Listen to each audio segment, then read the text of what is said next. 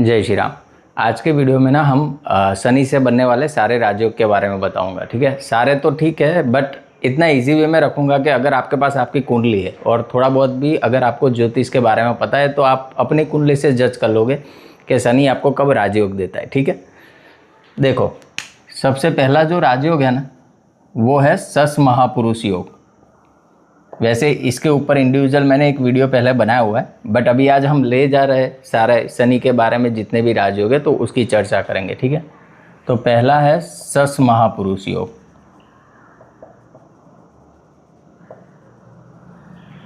अभी ये बनता कैसे है, देखो कुंडली के केंद्र स्थान कौन से होते हैं, 1, 4, 7, 10, इसे कुंडली के केंद्र स्थान बोला जाता है। ठीक है, तो जब केंद्र में सैटर्न बैठा हो, ठीक है, और उसमें भी कंडीशन क्या है, पहली कंडीशन है केंद्र में हो, केंद्र के भाव कौन से, 1, 4, 7, 10, ठीक, और सैटर्न केंद्र के अंदर हो और किन राशियों में हो। तो देखो पहले तो मकर राशि उसकी खुद की राशि है उसमें बैठा हो, या तो 11 नंबर एक्वेरियस वो भी उसकी खुद की राशि है, या तो 7 नंबर। ठीक है, क्योंकि 7 नंबर में शनि उच्च का होता है।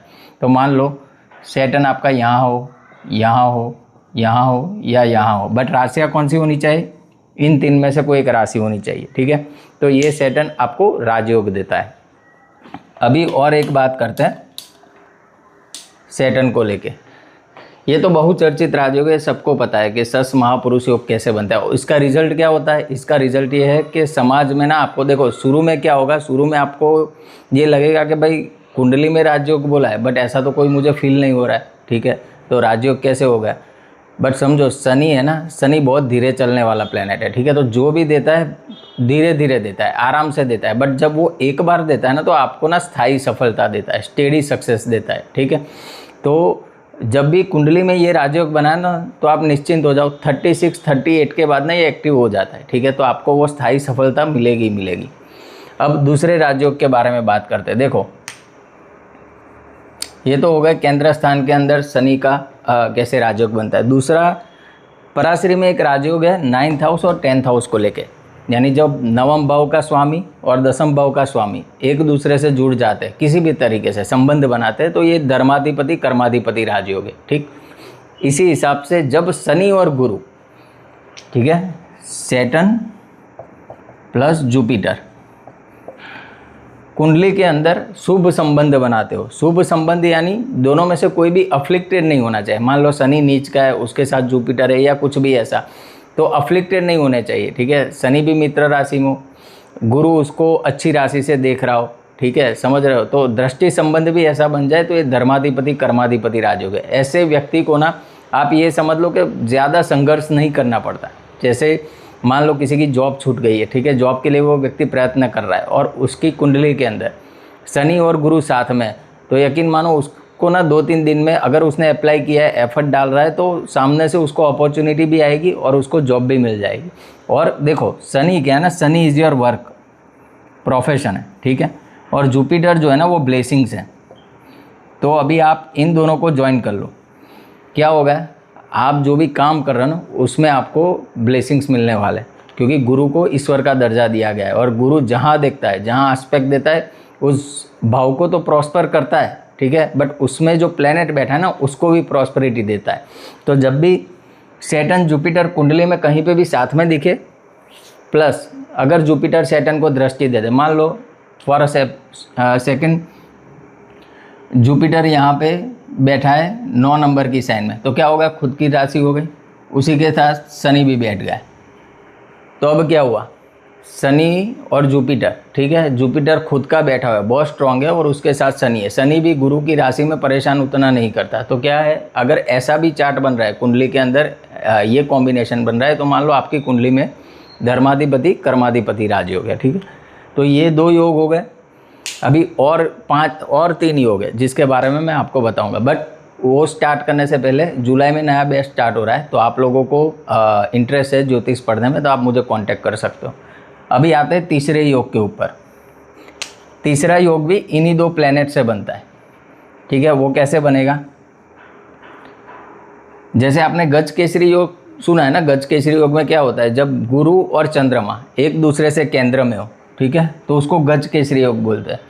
तो सेम अगर शनि और जुपिटर भी एक दूसरे से केंद्र में, ठीक है, मान लो शनि यहाँ पे बैठा है तो 1 4 1 2 3 4 जुपिटर यहाँ बैठा हो, 5 6 7 जुपिटर यहाँ बैठा हो, 8 9 10 जुपिटर यहाँ बैठा हो या शनि के साथ ही बैठ जाए, ठीक है, तो ये भी आप समझो उसी प्रकार का आपको फल देंगे। बट जैसे जुपिटर मून तुरंत रिजल्ट देते हैं, जब मून की दशा आएगी, जुपिटर की दशा आएगी, आपको उसके रिजल्ट तुरंत मिलेंगे। इसमें क्या होगा, रिजल्ट आपको देरी से मिलेंगे बट मिलेंगे उसी प्रकार से आपको रिजल्ट मिलेंगे। एक स्थायी सफलता मिलेगी, प्लस जो सफलता मिली है उसके ऊपर ईश्वर का आशीर्वाद है, ठीक है। तो जब भी सैटर्न जुपिटर भी केंद्र में एक दूसरे के साथ है तो आप यकीन मानो कि आपके काम को भगवान ने ब्लेस किया हुआ है, ठीक है। तो आपको पद प्रतिष्ठा मान सम्मान जितनी चीज़ें एक व्यक्ति को इस समाज से चाहिए वो सारी चीज़ें मिलेगी। अभी ये 3 योग हो गए। चौथा योग मैं आपको बताता हूँ। तीसरा योग क्या था कि सैटर्न प्लस जुपिटर एक दूसरे से केंद्र स्थान में हो, 1 4 7 10। अभी चौथा योग, कुंडली के अंदर आप सैटर्न देखो, सैटर्न अगर उच्च का है, ठीक है, और उसका प्लेसमेंट कुंडली के फर्स्ट हाउस में हो या तो कुंडली के 9th हाउस में हो तो भी ये महान राजयोग देता है, व्यक्ति को अथाह धन देता है, ठीक है। आपने वो सुनी है ना लाइन के शनि जो देता है उतना कोई प्लेनेट नहीं देता, तो ये वही कंडीशन है। क्यों? क्योंकि मान लो शनि यहाँ पे उच्च का है, ठीक है, तो उच्च का होगा तो कौन सी राशि होगी, 7 नंबर। अभी यहाँ से एंटी क्लॉकवाइज गिनो, 8 9 10 11। क्या हुआ, शनि की एक राशि केंद्र में है, एक राशि त्रिकोण में है, तो क्या हो गया अभी शनि तुला लग्न वालों के लिए योग कारक। तो जब कोई प्लेनेट आपकी कुंडली के अंदर योग कारक होता है तो वो आपके जीवन में नए नए अवसर देता है, आपको आगे बढ़ाने के, आपका जो जीवन है, आपकी जो लाइफ है उसको अपलिफ्टमेंट यानी प्रोग्रेसिव वे में आगे बढ़ाने के लिए वो प्लेनेट रिस्पॉन्सिबल होता है।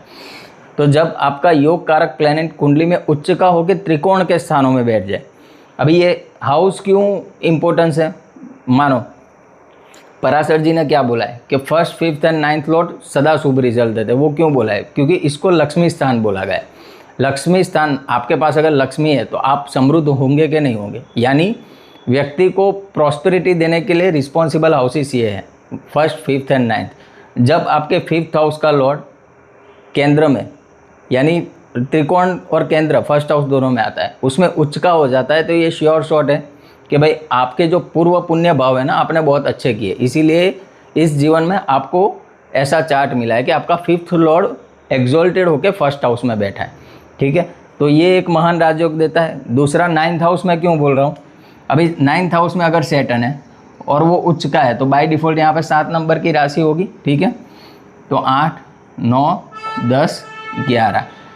अब यहाँ पे आप ना मुझे एक सवाल करोगे कि सर देखो ये तो समझ में आता है कि 1st हाउस में 11 नंबर की राशि है तो उसका मालिक शनि उच्च का होकर 9th हाउस में बैठा है भाग्य के घर में, तो क्या हो गया, व्यक्तित्व से भाग्य जुड़ गया और वो भी बहुत स्ट्रॉन्ग तरीके से जुड़ा हुआ है। बिकॉज जब 1st लॉर्ड उच्च का हो जाता है दैट मीन्स कि आप में वो दमखम तो है, आपका व्यक्तित्व एक्स्ट्रा ऑर्डिनरी है, बट उसका प्लेसमेंट भी देखा जाता है। अगर प्लेसमेंट 9th हाउस में तो ये व्यक्ति एथिकल वे से आगे बढ़ेगा, ठीक है, पूरी एथिक्स और मोरालिटी के साथ अपना जीवन जिएगा, समझ रहे हो। तो 1st लॉर्ड का तो समझ में आता है, बट शनि यहाँ पे 12th लॉर्ड भी है। तो आप में से कई लोग जो ज्योतिष जानते हैं वो भी क्वेश्चन करेंगे कि सर अगर 12th लॉर्ड भी उच्च का हो जाए तो वो तो ठीक नहीं है ना, क्योंकि 6 8 12 को त्रिक भाव बोला गया है जहाँ से व्यक्ति को दुख परेशानी वो सारी चीज़ें आती है। बट एक नियम याद रखो, नो डाउट 6 8 12 के स्वामी देते हैं परेशानी व्यक्ति को, बट होता क्या है जब कोई 2 राशि का मालिक प्लेनेट होना और उसकी एक राशि त्रिकोण में हो तो पराशर जी ने बोला कि दूसरा जो हाउस है वो न्यूट्रल हो जाता है। और 2 8 12 इन भावों को ना जब आप लघु पराशरी पढ़ोगे तो उसमें इम्प्रेशनेबल बोला गया है। इम्प्रेशनेबल यानी उस चार्ट की स्थिति के हिसाब से दूसरी क्या कंडीशंस बन रहे। तो जब 1st लॉर्ड उच्च का हो जाएगा और 12th हाउस में भी उसी की राशि है, दैट मीन्स के कहीं ना कहीं ये कनेक्शन इसको प्रॉस्पर करेगा, ठीक है। तो 12th हाउस आपको बुरे रिजल्ट नहीं देगा। जब भी शनि की दशा आएगी व्यक्ति का ग्रोथ होगा ही होगा, ठीक है। तो ये एक हो गया। फिर आप समझो तीसरा योग कब बनता है, मान लो आपके 5th हाउस में सैटर्न उच्च का हो जाए। अभी 5th हाउस में सैटर्न यहाँ पे उच्च का तो कब होगा, यहाँ पे कौन सी राशि होगी, तब 7 नंबर की राशि होगी। तो अभी गिनो 8, 9, 10 और यहाँ पे कौन सी राशि आएगी 9th हाउस में 11 नंबर।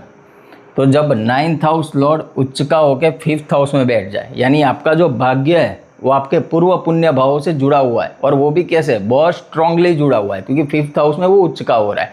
तो ये भी बहुत अच्छा एक इंडिकेशन दे रहा है कि भाई ये व्यक्ति है ना, इसकी जो कॉन्शियसनेस है वो पूर्ण तरीके से अच्छे तरीके से प्रभावित होके व्यक्ति को राइज करवाएगी, ग्रोथ देगी। ठीक है, अभी यहाँ पे वही कॉन्सेप्ट आपको लगाना है। देखो 8th लॉर्ड भी हो रहा है ना उच्च का, बट एक राशि त्रिकोण में है, तो यहाँ पे क्या होगा, यहाँ पे इसको ये प्रॉस्पर करेगा, क्योंकि जो 9th लॉर्ड है ना उसकी स्थिति बहुत अच्छी है, पंचम भाव बहुत अच्छा है और वहाँ पे उच्च का हो रहा है, तो ये उसको उतना परेशान नहीं करेगा। और दूसरी चीज़ क्या है कि ये जो राशि है ना वो MTR है, MTR यानी शनि की मूल त्रिकोण राशि। ठीक है, तो वैसे भी इसका पलड़ा थोड़ी भारी है। अब आ जाते हैं विपरीत राजयोगों के ऊपर, उसमें शनि कैसे काम करता है। ठीक है, विपरीत राजयोग कब बनेगा, 6th house, 8th house, 12th house. अगर यहाँ पे शनि खुद की राशि का बैठा हो, ठीक है, यानी 6th लॉर्ड इन 6th हाउस, मान लो यहाँ पे 10 नंबर है, सैटर्न यहाँ पे बैठा है, यहाँ पे 10 नंबर है, सैटर्न यहाँ बैठा है, यहाँ पे 10 नंबर है, सैटर्न यहाँ बैठा है, तो ये ना ये विपरीत परिस्थितियों में राजयोग देते हैं, यानी शुरू में आपको संघर्ष देगा, उसके बाद आपको राइज करवाएगा। मान लो 6ठे में बैठा है तो क्या होगा, आपको ना हो सकता है गवर्नमेंट लॉयर बना दे। ठीक है, तो 6ठे घर की जितनी भी चीज़ें उसमें आपको राइज करवाएगा। 8वें घर में अचानक से धन प्राप्ति करवाएगा। 12th हाउस में विदेश से लाभ करवाएगा। वैसे मैंने ये बहुत शॉर्ट में ख़त्म किया है, कई दूसरी बार पूरा एक वीडियो बनाएंगे इसके ऊपर, बट मेरा इंटेंशन था कि आपको एक ना कॉन्सेप्ट समझ में आ जाए, क्योंकि जब भी कोई प्लेनेट 2 राशि लेके बैठता है ना तब व्यक्ति को कन्फ्यूज़न होता है, बट यकीन मानो अगर एक राशि त्रिकोण में पड़ रही है तो वो प्लेनेट आपको शुभ रिजल्ट ही देगा। ठीक है, तो आज के वीडियो में इतना ही, मिलेंगे नेक्स्ट वीडियो में, तब तक के लिए सबको जय श्री राम।